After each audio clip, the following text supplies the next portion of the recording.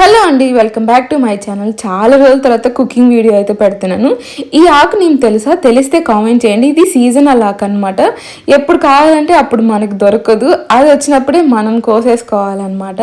So ఇది వర్షాలు పడి తగ్గిన తర్వాత చిగురిస్తుంది, అప్పుడు వెళ్ళి కోసేసుకొచ్చుకోవాలి. సో ఈ ఆకు నేమ్ మీకు ఎంతమందికి తెలుసో కామెంట్ చేయండి, చూద్దాం ఎంతమందికో. నేనైతే రేపు షేర్ చేస్తాను. దీంతో మనం పచ్చడి చేసుకోవచ్చు, పప్పు చేసుకోవచ్చు, పులిహోర చేసుకోవచ్చు, అండ్ దీన్ని 1 year పాటు స్టోర్ కూడా చేసుకోవచ్చు అనమాట. అది ఎలా ఏంటి అనేది నేను రేపు చెప్తాను. ఈ ఆకు నేమైతే మీకు తెలిస్తే కామెంట్ చేయండి. సో దీంతో అయితే ఈరోజు పప్పు రెసిపీ చూపిస్తున్నాను. ఫస్ట్ అయితే కుక్కర్లో కందిపప్పు, ఆనియన్స్, అలాగే ఈ ఆకు, టమాటో, మీకు నచ్చితే టమాటో వేసుకొని, లేదంటే అసలు అవసరం లేదు, చింతపండు కూడా వేయాల్సిన అవసరం లేదనమాట. పచ్చిమిర్చి కావాలంటే పచ్చిమిర్చి, కారం కావాలంటే కారం వేసేసుకొని పప్పు మెదుపుకొని తాలింపు పెట్టేసుకోవడమే. సో ఈ ఆకు నేమ్ ఏంటో కామెంట్ చేయండి, నేను రేపు షేర్ చేస్తాను. సో ఈ వీడియో కింద బాయ్ బాయ్.